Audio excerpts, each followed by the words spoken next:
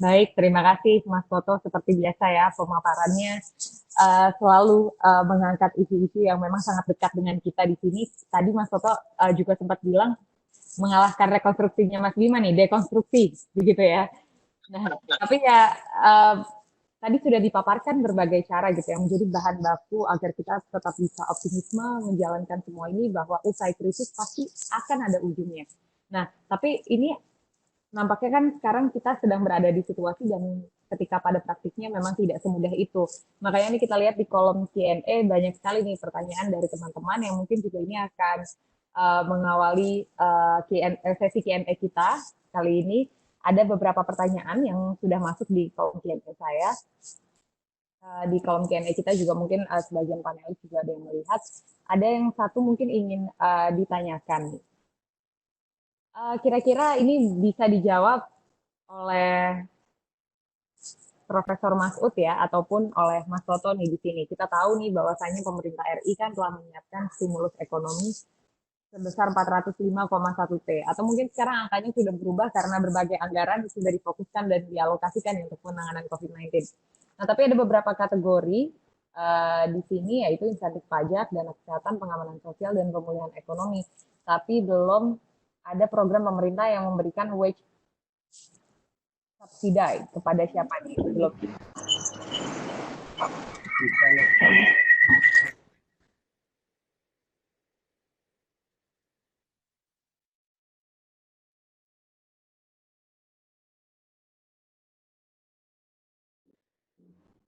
Juta orang.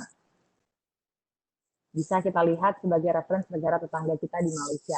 Nah, ini juga menjadi isu yang mengkhawatirkan ya bagi sebagian orang terkait dengan isu ketenaga kerjaan dan juga PHK di sini. Mungkin bisa dibantu dijawab oleh Profesor Masud terlebih dahulu. Nanti setelah itu Mas Toto boleh menjawab. Baik, terima kasih. Saya lihat bahwa memang dalam situasi yang drastis begini, tidak semua program yang direncanakan itu bim salah bim. Tetapi angka-angka konkret, dan kemudian saya sedang komunikasi sama Bapak Wagub Jawa Timur, Dr. Emil Elistianto Dada, yang menyampaikan bahwa hari ini mau launching 217.000 sasaran untuk orang-orang yang tidak mendapatkan bantuan sosial dari Kementerian Sosial. Jadi di luar yang tiap bulan dapat itu. Artinya memang saya jawab sama beliau, Pak Emil, tim preventif dan kuratif. Tadi yang ditanyakan tadi preventif kuratif harus paralel. Yang preventif itu pencegahan. Kuratif itu bagi yang terdampak maupun yang sosial maupun yang ekonomi. At the global pandemic seperti ini adalah momentum terbaik Pak Emil dan Bu Gubernur berbuat cepat untuk giving, loving, and caring. Kesempatan penduduk mendoakan para pemimpinnya karena ukurannya bukan tampan atau gagah atau kaya atau prestasinya tinggi, seberapa jauh mereka memang dekat pada saat dibutuhkan. Seberapa konkret memang mereka punya kontribusi. Kecil dan besar itu sangat relatif. Orang Indonesia itu kalau diberi semua ngacung, minta. Ada mentality yang inferior. Tapi bahwa secara sosiologis saya sedang membersamai sebuah provinsi yang tidak, komunikasi saya tidak di high level. Anggota-anggota saya ada di desa-desa. Sehingga perspektif saya pasti non kesehatan, non pemerintah. Karena saya bukan pemerintah, saya harus mengatakan apa yang terjadi di kelompok strategis kami, non pemerintah, dan orang-orang elit.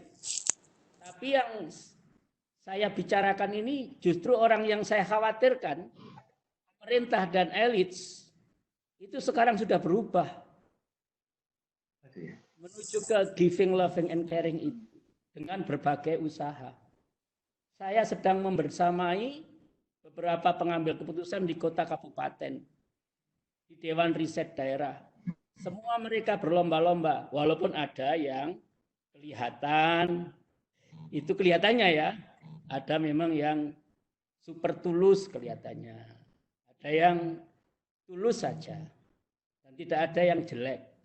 Hari ini orang yang ingin berbuat jelek berkurang jumlahnya secara serempak, dan ini yang disebut sebagai di dalam ilmu sosial, orang yang apalagi yang setiap hari membersamai orang-orang itu, ada social cohesion yang sangat tinggi muncul tidak disebabkan oleh apa-apa sistem pemerintahan dan perencanaan yang apa-apa, tetapi oleh situasi. Jadi berkahnya, blessingnya ialah kita menjadi manusia. Saya barusan tadi diwawancarai, kita sebagai kepala keluarga, ibu rumah tangga, sebagai istri, sebagai suami, sebagai anggota keluarga, pada ikatan yang paling hakiki, itu sekarang sedang merenung. Saya bukan seorang agamawan, tapi saya menjadi imam bagi anak istri saya selama 15 hari terakhir ini, dengan kerendahan hati. Jadi itu kita rasakan tidak sebagai government. Kawan-kawan saya yang tidak begitu tinggi sosial ekonominya pun tenaganya disampaikan apa yang harus saya bisa perbuat. Ini fenomena ini terlepas dari kekurangan pemerintah, kekurangan individual, tapi itu yang sangat dekat. Selanjutnya, memang ada government intervention yang dipertanyakan orang. Saya termasuk orang yang tidak terlalu meletakkan kritik itu sebagai sebuah ancaman. Saya orang sosial, orang bersama masyarakat, kritik itu ada musababnya, ada keinginannya. Nah, hanya pemerintah yang menerima kritik yang dekat dengan masyarakatlah pemerintah yang sukses itu. Oke. Baik, jangan sekali-kali menurut saya atas nama masyarakat biasa berkaca sama negara lain. Apa iya Amerika sudah menjadi contoh? Apa iya China menjadi contoh? Maka kita harus kembali kepada kekuatan asal-muasalan kita. Diversity ini ada sebuah sesuatu yang sangat dinamis, dan kebersamaan itu sekarang di lokal saya lihat sebagai kebersamaan yang saling menguatkan. Itu di dalam teorinya jelas bahwa negara itu akan kuat bukan karena pemerintahnya kuat. Kalau pemerintahnya kuat, cari aja beberapa negara kerajaan. Tapi negara itu lemah. Negara yang kuat itu ialah negara yang kebersamaan antar society-nya kuat. Lebih-lebih kalau pemerintahnya juga mau mendengar apa yang ada di dalam hati masyarakat. Dia tidak memutuskan diri atas pertimbangannya sendiri. Baik, Prof. Berarti dengan kata lain ya, pemerintah lagi-lagi harus mendengar ya, apapun isunya tetap harus responsif. Dengan kata lain begitu ya, Prof ya. Nah, ya. Ini mungkin kita akan bergeser juga nih ke Kang Bima sendiri gitu. Memang seberapa jauh sih sebetulnya responsif dari pemerintah itu sendiri? Karena tadi ada beberapa pertanyaan terkait dengan koordinasi dari pusat dan juga ke daerah. Sebetulnya juga kalau di sini nampaknya semua sudah kelihatannya sudah bekerja begitu, tapi pada teknis di lapangannya itu sejauh mana memang pemerintah daerah ini betul-betul menangani isu tersebut? Kuncinya seperti yang saya sampaikan tadi, kita harus punya sense of crisis atau sense of urgency yang sama. Saat ini kami di Bogor membongkar, melakukan review seluruh anggaran pendapatan belanja daerah kita. Jadi kegiatan-kegiatan yang bisa dibatalkan atau ditunda, itu ya ditunda atau dibatalkan. Makan, minum, kunjungan kerja, biaya rapat, biaya baju dinas, bahkan ada kegiatan-kegiatan fisik pun kita sedang proses untuk ditunda. Jadi itu harus dilakukan karena kita menghitung juga ada orang-orang yang menjadi miskin baru, kira-kira begitu. Jadi ada orang-orang yang masuk dari data yang sudah ada, tapi ada orang-orang yang kita perkirakan terdampak di sini. Nah, Nah, karena itu semua diarahkan ke sana. Kita jangan terlalu bergantung saya kira kepada pemerintah pusat atau provinsi. Yang penting dari APBD kita, di Bogor ada 2,5 triliun APBD kita. Nah, dari situ berapa yang masih bisa dibatalkan, berapa yang masih bisa digeserkan untuk tahun depan gitu. Kita harus putuskan itu. Nah, tapi yang kedua, kita pun harus berpikir ke depan. Kita jangan hanya berpikir saat ini untuk memberikan bantuan sosial saja, tapi kita harus menghitung tahun depan kita harus recovery, tahun depan kita harus bangkit lagi. Nah, apa yang dibutuhkan supaya kita bisa recovery, supaya kita bisa bangkit? Apa saja? Nah, itu juga sekarang sedang kita pikirkan, sedang kita rumuskan begitu. Nah, itu poin saya yang pertama, bahwa pemerintah daerah harus memaksimalkan semua energi yang dimiliki untuk membantu warga. Itu poin pertama. Poin kedua, betul, saya merasakan ada perbedaan dari kementerian atau pemerintah pusat. Tapi kita akan maksimalkan diskresi yang dimiliki oleh pemerintah kota. Berdasarkan undang-undang, berdasarkan aturan, kita memiliki apa? Nah, di PSBB ini ada ruang diskresi terkait dengan pengaturan-pengaturan teknis di lapangan misalnya. Dan itu sangat tergantung kepada soliditas dari Forkopimda. Bagaimana Kapolres, Pak Kajari, bersama-sama dengan kita menindak. Ya, PSBB ini nggak ada artinya kalau tidak ada tindakan atau sanksi. Itu poin kedua. Nah, poin ketiga yang saya ingin sampaikan, betul, dana pemerintah akan turun untuk membantu warga. Tapi itu perlu proses. Itu ada waktunya. Nah, karena itu mari kita dorong energi sosial, energi positif yang besar, yang dahsyat, untuk mendorong agar warga saling berbagi. RT, RW siaga, kelurahan-kelurahan, ibu-ibu, ini harus berada dalam garis depan juga ya untuk memberikan bantuan. Di Bogor ada gerakan 1 juta masker kain. Nah, ini memproduksi kain sendiri, masker sendiri untuk dibagikan, disebarkan kepada yang memerlukan. Nah, kira-kira seperti itu ya. Jadi pemerintah juga harus bersama-sama stakeholders yang ada di kota masing-masing untuk membangkitkan energi sosial agar warga bisa saling berbagi. Apalagi kita memasuki bulan Ramadan. Ya, kita berharap bahwa Ramadan tahun ini energi sosial kita akan lebih maksimal untuk diarahkan kepada ikhtiar untuk saling berbagi. Oke, jadi memungkinkan ya dan kembali optimis bahwa Indonesia baik pemerintah pusat maupun pemerintah kota harus bisa men-tackle isu ini ya dengan sense of crisis tadi yang Kang Bima katakan. Nah, sekarang kita mau bergeser ke Mas Toto nih. Ada pertanyaan menarik nih Mas Toto di sini. Banyak kekhawatiran, ini mungkin bisa dibaca dari segi politik juga. Banyak kekhawatiran ini akan menuju ke resesi, begitu, bahwa pemerintah kita ini akan menuju ke resesi. Nah, sebetulnya melihat situasi Indonesia saat ini, gitu, apakah kita akan mengalami hal tersebut, gitu, ada kekacauan politik dan sebagainya, kalau dari kacamata Mas Toto sendiri? Mungkin boleh dijabarkan singkat aja, Mas. Pertama, kalau di ini banyak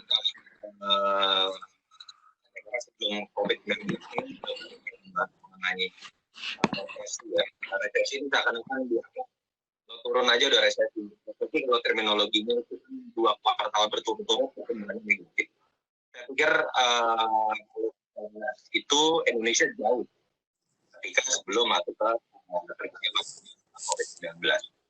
Sekarang kata kuncinya memang kita sudah harus siap dengan segala situasi yang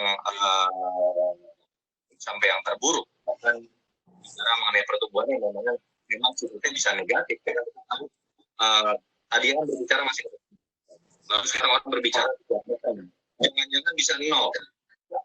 Pemerintah harus berbicara walaupun ketika ini terjadi pada level karena yang berbeda dan membedakan ekonomi dengan apa yang kita sekarang adalah ini bukan tentang dunia keuangan seperti pada tahun 98 atau tahun 2008 atau tahun 2005 ini bahkan berbeda dengan Great Depression yang terjadi pada 1929, krisis terbesar panjang sejarah yang pernah ada. Ini bukan krisis ekonomi, ini krisis mengenai kesehatan yang berpengaruh ke semua. Dan kita tidak pernah bisa memastikan kapan ujungnya. Kata kuncinya adalah ujungnya. Kata kuncinya adalah kita bisa bertahan dalam skenario psikologis, walaupun kita optimis, kita harus melakukan ini secara realistis. Lebih tidak mudah menurut ekonom, menurut analis modal, menurut menteri keuangan, karena sulit menebak ujungnya ini ada di mana. Yang menurut saya juga harus ada di psikologis ya, individu termasuk pelaku bisnis. Itulah mengapa kalau kita berbicara sebelumnya, saya termasuk yang tidak suka dengan perdebatan dalam panikan ini. Orang seakan-akan melihat pilihan pemerintah itu harus trade off.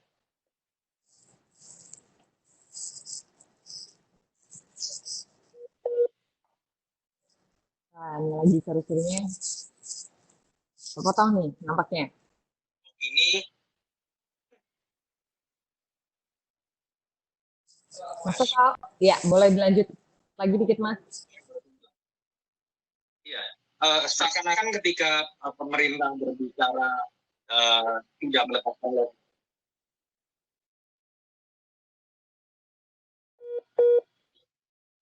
Connecting lagi ya.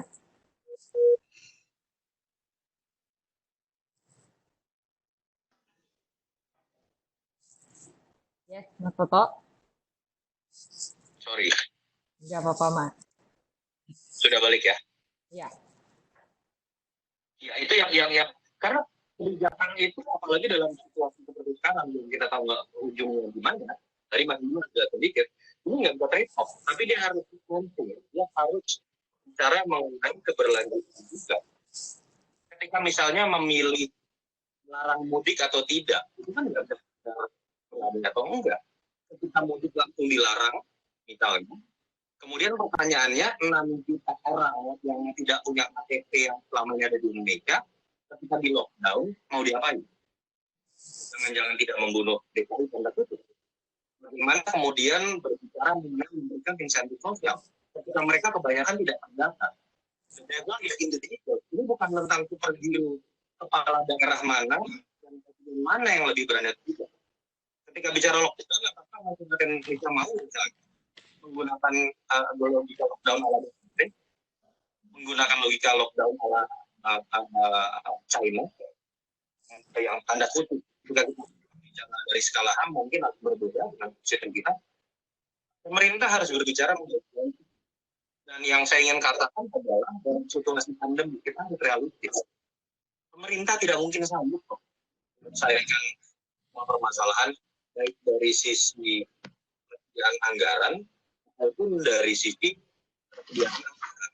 Karena ini krisis, karena ini anak sehingga menarik tadi yang kemudian bagaimana dalam situasi krisis, apalagi terkait dengan isu non ekonomi, kolaborasi antara pemerintah dengan pemerintah pusat dan pemerintah daerah dan civil society termasuk dari bagaimana ada kegotong royong termasuk dengan donasi itu yang akan bisa menghidupi semuanya, itu yang membuat kita bisa bertahan.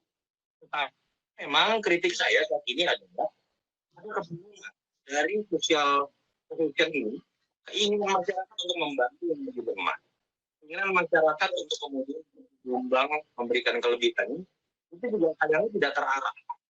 Saya misalnya minggu depan berbagi pengusaha ngumpulin duit kita bingung di Indonesia. Jadi dan tidak. bisa enggak Secara ekonomi banyak orang berpenghasilan harian yang kita tahu yang makan paling banyak terkena dampak misalnya. Kita nggak tahu. Ini kita mencari-cari dan saya berharap sebenarnya di situ peran pemerintah juga untuk kemudian menampung dan mengarahkan bahwa relawan-relawan yang ada gerakan civil society yang sempat bottom up itu jangan Anda anggap berbeda dengan Anda sebagian negara. Seakan-akan kalau kemudian berkolaborasi seperti negara gagal enggak. Sejarah mau negara maju dengan negara berkembang itu memperlihatkan kolaborasi bottom up dengan itu yang sekarang dibutuhkan. Jadi saya sangat berharap pada depan pemerintah dalam gugus tugas juga ikut membantu dan mengarahkan pemerintah daerah juga ketika bantuan-bantuan ini muncul dan biaya ini muncul arah dan kemudian efektif, efisien dan guna dengan menyadari ada berbagai kebijakan yang juga dimiliki oleh pemerintah pusat. Kalau kita bicara tidak akan cukup 405 triliun itu pun, dan juga akan tepat juga kalau hanya dilakukan pada data yang dimiliki oleh dinas sosial dari pemerintah pusat dan pemerintah daerah. Itu yang menurut saya jadi catatan. Jika kita berusaha melepaskan kekhawatiran dari itu di resesi, bahkan sampai hal itu. Oke, siap Mas Toto. Thank you pemaparannya nih Mas Toto, salah satu narasumber kita nampaknya ada agenda lain nih, salah satunya Kang Bima Arya tadi juga udah sempat sampaikan ke kita, tapi mungkin Kang Bima sebelum sekalian pamitan, boleh ada pesan dan mungkin harapan yang disampaikan untuk diaspora Indonesia nih Kang Bima. Olah bisa potong bentar? Iya. Saya mau sampaikan ke semua peserta, saya akan angkat semua jadi panelis, jadi supaya semua bisa lihat video. Kita waktunya tinggal 15 menit, harusnya udah bisa videoan semua. Mohon kalau sudah diangkat panelis, hanya yang mau ngomong untuk on-kan audionya, supaya nggak terlalu ribut nanti Bapak Ibu semua. Sekarang semua diangkat, terima kasih. Thank you, Pak Ben. Nah, sekarang semua panelis sudah bergabung bersama kita ya.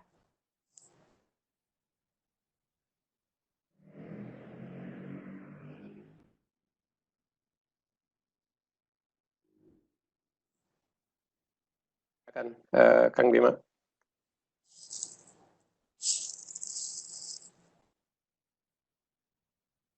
Nampaknya audionya belum. Suara saya jelas? Jelas, Kang. Ya. Ada dua hal untuk penutup. Yang pertama, saya kira kita semua harus punya tafsir, harus punya perspektif, harus punya catatan yang kemudian bisa menjadi bekal bagi kita untuk move on. Jadi kalau kata Toto tadi dekonstruksi, saya bilang tadi rekonstruksi, tapi setiap bidang ini harus punya tafsir ulang. Saya sendiri sedang menulis buku sekarang, pengalaman saya positif COVID, banyak sekali catatan saya. Jadi saya mengajak pada teman-teman untuk memiliki catatan-catatan itu, evaluatif apa, baik dalam aspek spiritual maupun dalam aspek keilmuan. Menurut saya penting catatan-catatan itu untuk dibuka nanti atau bahkan bisa menjadi pijakan kita untuk move on. Itu poin pertama. Poin kedua, kita lakukan apa yang bisa kita lakukan. Jangan hanya diam, jangan hanya ada di dalam rumah, ya, jangan hanya memantau melalui sosmed, tapi saya kira sebagai elemen middle up, kelas menengah, kita harus bisa melakukan sesuatu, apapun itu bisa. Entah itu berbagi, entah itu donasi, entah itu menyebarkan kabar positif atau apapun. Ya, jadi di tengah tragedi kemanusiaan yang begitu dahsyat ini, mari kita berbuat sesuatu. Paling tidak kita sebarkan energi positif dan optimis, tidak saja di kota kita, tetapi di Indonesia dan di seluruh dunia. Saya kira itu. Terima kasih. Sehat semua dan semangat. Thank you Kang Bima, thank you, sehat-sehat juga Kang. Terima kasih sudah bergabung bersama kita di webinar ini. Dan ya semoga kita memang bisa sama-sama optimis melewati semua ini. Dan teman-teman, akhirnya saya juga bisa melihat kalian semua di sini. Tapi kita tadi udah ngobrol, pengen lanjut lagi nih ke Pak Dubes di sini, ke Pak Kris. Pak Kris. Pak Kris bisa dengar?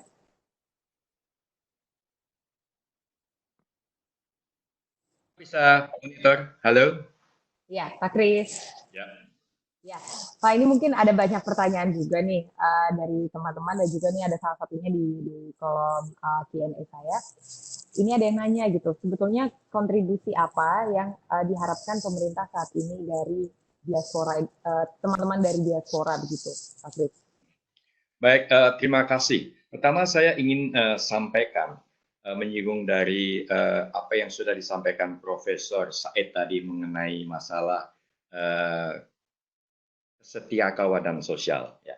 Saya ingin sampaikan kepada teman-teman sekalian dan saya sangat bangga dengan hal ini bahwa diaspora Indonesia, baik yang statusnya masih warga negara Indonesia atau sudah menjadi warga negara Australia di Australia ini, kesetiakawanan sosial mereka, keindonesiaan mereka tidak pernah luntur.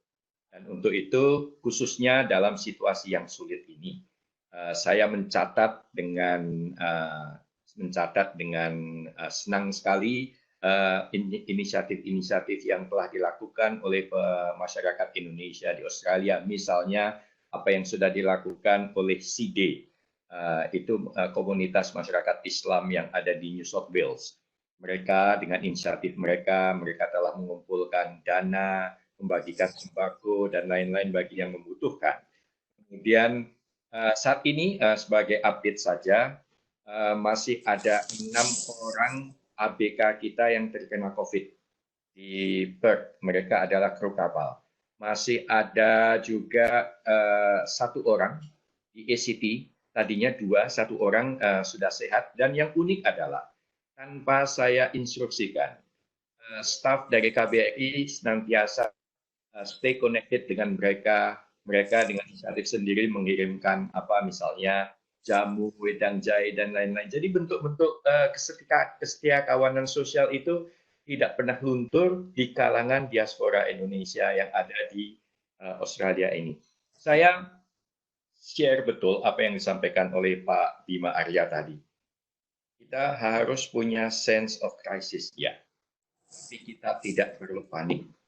Ini harus kita sikapi bersama. Bukan saatnya kita saling menyalahkan. Bukan saling mengkritik, tidak. Tapi saya yakin bahwa kita semuanya di sini punya kehendak yang baik. Dan saya sangat setuju bahwa masing-masing individu kita bisa melakukan peranan mereka masing-masing, meskipun statusnya mereka sedang menjalani self-isolation. Misalnya, apa yang dilakukan oleh pemerintah akan sia-sia. Seandainya masyarakat kita tidak patuh terhadap protokol yang telah ditetapkan oleh pemerintah.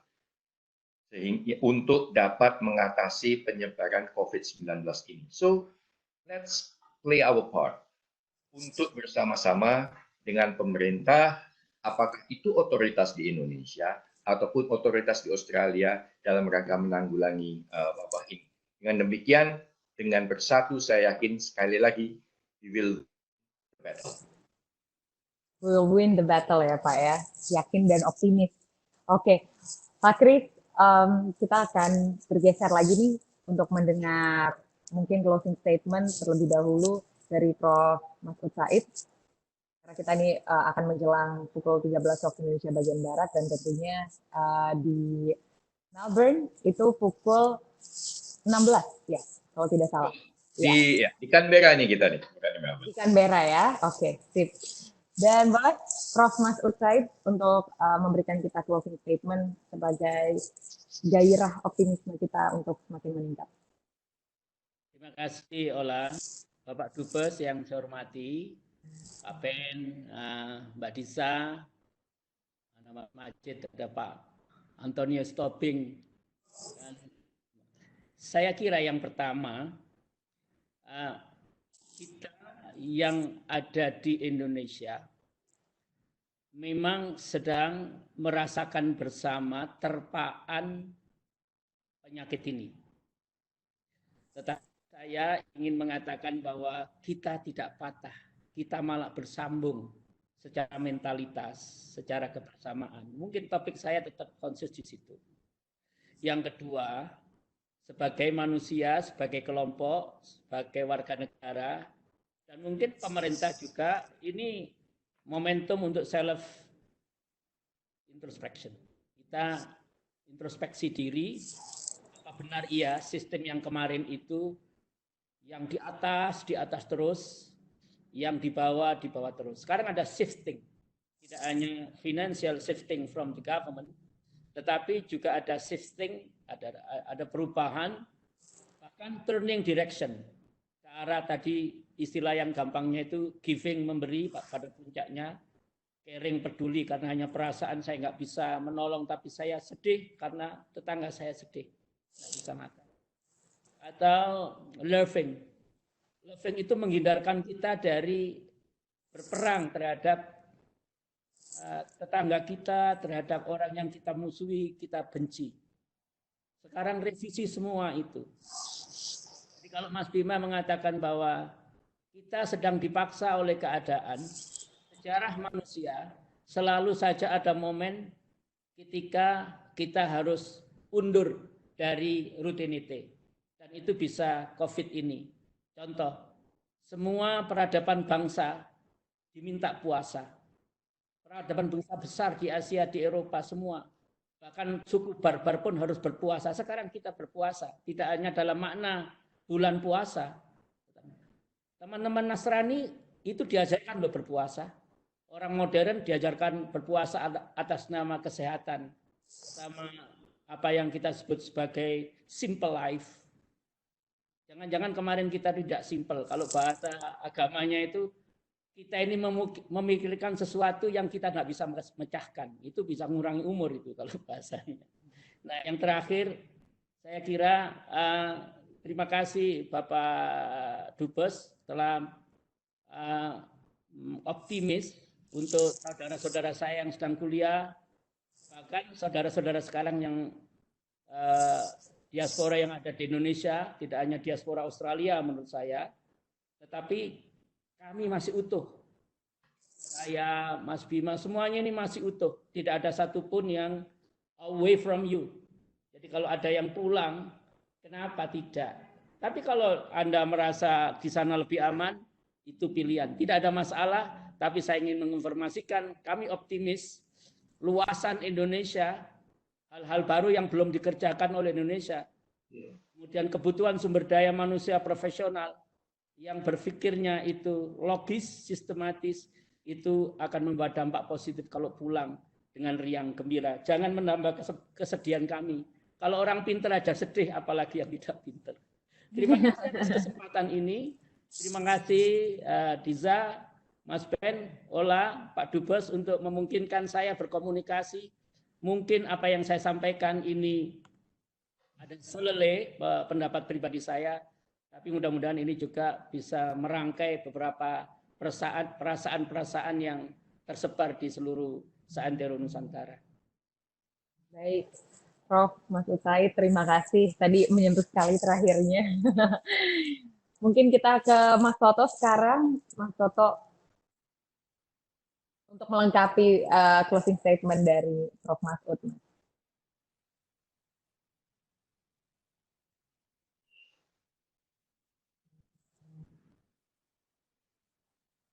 Oke, dicoba lagi, dikondisikan. Tes. Oke, sudah Mas. Iya, saya yakin ada beberapa yang belum terjawab ya. Kata saya sedikit masalah di chat ada seperti dari Mas Anton Tobing, Mas, definisi populisme dan segala macam. Kita bisa diskusi di lain gitu, atau kita bisa japri, tapi sebenarnya ini refleksinya apa ya yang saya coba minimal buat diri saya tadi dalam keseharian ya, terutama orang kota, middle class, kita akan masuk dalam situasi atletik ini jadi sprinter, berkejaran dalam jangka waktu pendek, berlomba menjadi pelari yang tercepat, kemudian menjadi pemenang gitu kan. Ya ternyata apa yang terjadi situasi pandemi seperti sekarang, hidup menjalani hidup ini lebih mirip dengan maraton menurut saya. Nggak bisa kita lari terus-terusan. Dan kita sekarang diajarkan pada titik yang paling penting, bahkan kita harus dipaksa berhenti bekerja, tanda kutip, berhenti keluar dan diam di rumah. Seperti pelari maraton ingin mencapai garis finish, dan mungkin menggunakan filosofi lari. Karena yang paling penting adalah endurance. Bagaimana kadang dia berlari, kadang mungkin dia harus jalan, kadang boleh juga dia kemudian berhenti duduk untuk minum sebentar, dan itulah hidup. Dan kita diajarkan pada titik paling ekstrim sekarang, ketika setiap individu berlari kencang-kencangnya, setiap negara berlari kencang-kencangnya, dan bahkan dunia berlari kencang-kencangnya mengejar ambisinya tanpa mengatur ritme dan tempo secara baik, situasinya bisa menuju ke komplikasi seperti apa yang kita hadapi sekarang. Buat saya itu refleksi diri yang terasa sekali buat saya secara individu. Dan saya yakin pada skala yang lebih besar itu juga yang kita rasakan ketika bermasyarakat. Bagaimana kemudian lingkungan kita dengan yang lain menjadi yang selama ini mungkin kita bisa jadi. Kita merasa ketika kita bisa lebih dibanding yang lain, disitulah kita beradaptasi, berevolusi, dan kita jadi pemenang. Ternyata yang diajarkan pada situasi sekarang adalah ketika kita saling bisa memaknai jarak di antara kita, saling bisa meredam kegiatan kita untuk stay di posisi masing-masing. Siapapun itu, mau orang kaya, mau orang miskin, mau berpendidikan, mau tidak, disitulah kita bisa saling minta maaf. Dan itu juga mungkin yang ritme dan tempo yang selama ini dunia mungkin tidak terlalu cepat dengan ambisinya sendiri. Tapi saya meyakini dengan apa yang terjadi langsung di Indonesia dan saya yakin juga terjadi di teman-teman di negara lain, saya melihat humanisasi. Saya melihat kemanusiaan yang berbeda dalam situasi yang ada sekarang. Kita menolong orang, kita empati kepada orang, bersedih, kemudian orang kita nggak lihat lagi agama. Kita nggak lihat dia sekolah lulusan anak, kita nggak lihat etnisnya apa, kita nggak tanya dulu, kemudian dia dulu milih presidennya siapa, begitu pada saat pilpres. Kita sekedar bersimpati, kita sekedar ingin berbagi, kita sekedar ingin membantu. Dan itulah menurut saya yang sudah dipinggung tadi oleh para senior saya terkait dengan setiap kaum sosial yang akan membentuk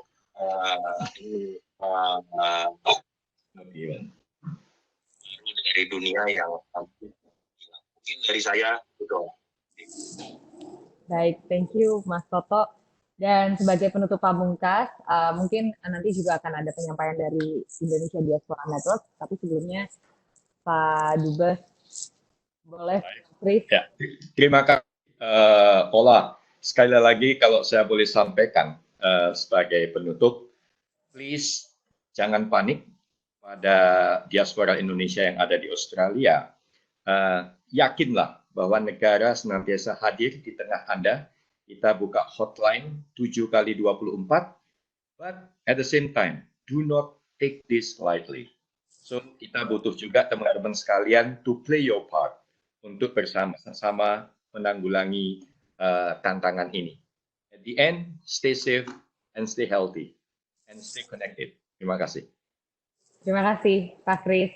Dan teman-teman di sini. Terima kasih, Pak Dubes. Tentu. Di sini teman-teman kita juga akan mendengar dari Presiden Indonesia Diaspora Network, Bapak Iwan Wibisono dari IDN Australia. Pak Iwan, di sini teman-teman sudah pada berkumpul nih. Kalian mungkin Pak Iwan disampaikan harapan, aspirasi, dan ya mungkin sepatah dua patah untuk kita semua di sini. Terima kasih Mbak Ola, para panelis, Pak Dubes, Toto, Pak Wali, Pak Bima, Pak Masud ini tetangga saya di Malang. Dan teman-teman diaspora, para pelajar Indonesia yang belajar di luar negeri dan dimanapun Anda berada, selamat pagi, siang, dan malam.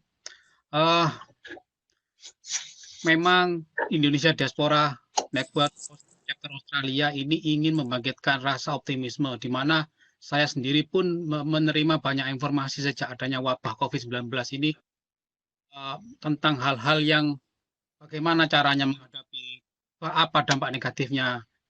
Akhirnya akan berdampak pada sisi psikologis kita untuk tidak percaya diri dan semakin tidak menentu ke depan. Alhamdulillah, pada hari ini kita mendapatkan banyak pencerahan daripada para panelis. Karena itu kami sampaikan banyak-banyak terima kasih. Special thanks juga untuk Budisa Alia sebagai pemrakarsa acara ini.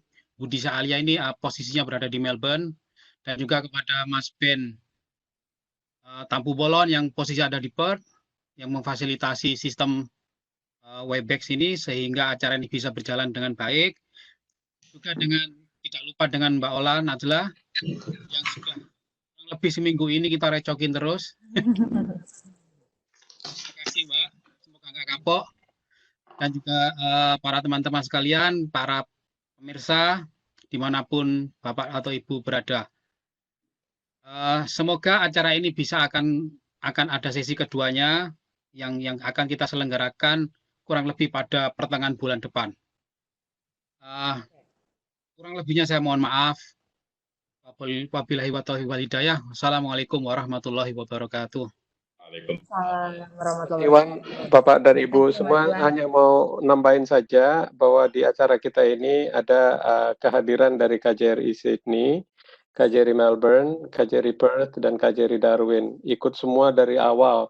Mohon maaf Bapak dan Ibu dari KJRI, belum ada kesempatan mungkin jadi tamu kita untuk di sesi berikutnya nih Bapak dan Ibu dari KJRI. Halo, saya juga ingin menyapa nih semuanya yang ada di sini juga. Tadi ternyata KJRI Sydney, Melbourne, Perth, dan Darwin juga ikut secara penuh aktivitas kita di sini. Terima kasih banyak. Nanti saya nggak sabar untuk menunggu sesi berikutnya. Tadi Pak Iwan udah berjanji nih akan ada sesi kedua, sesi ketiga, dan seterusnya. Tentunya nanti kita juga akan melibatkan teman-teman dari KJRI juga. Dan beberapa negara yang ikut juga nih, ternyata bergabung bersama kita ada partisipan dari Bahrain, UK, Italia, Washington, dan beberapa negara yang sudah terregister. Nah, nantinya juga teman-teman di sini yang sudah bergabung, kalau mungkin tadi di awal kita ada kendala teknis dan sebagainya, nanti bisa langsung dikirim recorded audionya ke email kalian masing-masing yang udah disubmit ke kita. Terus juga teman-teman, tentunya nanti kita akan bertemu lagi untuk sesi berikutnya. Yang pasti tadi kita sudah mendengar secara penuh bagaimana memang kita harus sama-sama optimis. Tadi yang saya ingat Pak Mas Usaid katakan bahwa kita ini ada di garda terdepan. Kalau mungkin kita nonton film-film perang, kita udah menjadi pasukan terdepan nih untuk bisa sama-sama melawan dari perang pandemi COVID-19 ini. Semoga teman-teman sehat selalu, ya, dimanapun kalian berada, dan kita bisa sama-sama melewatinya. Mengutip sedikit dari pernyataan Pak Kris tadi, together we win, gitu ya Pak ya. Dan terima kasih. We'll win the battle. Together maksudnya teman-teman. Together ya. Ingat itu. Iya. Oke, dan teman-teman terima kasih atas waktunya semuanya, para narasumber dan juga para komite, Budi Lalia, Mas Ben, dan Pak Iwan Wibisono terutama, terima kasih banyak. Dan saya ucapkan secara pribadi juga ini merupakan program yang sangat bermanfaat. Semoga kita bisa ketemu lagi lain waktu. Mohon maaf apabila ada kesalahan. Wabillahi taufiq wal hidayah. Wassalamualaikum warahmatullahi wabarakatuh. Terima kasih. Semuanya. Thanks Ola. Oke, bye. Bye-bye.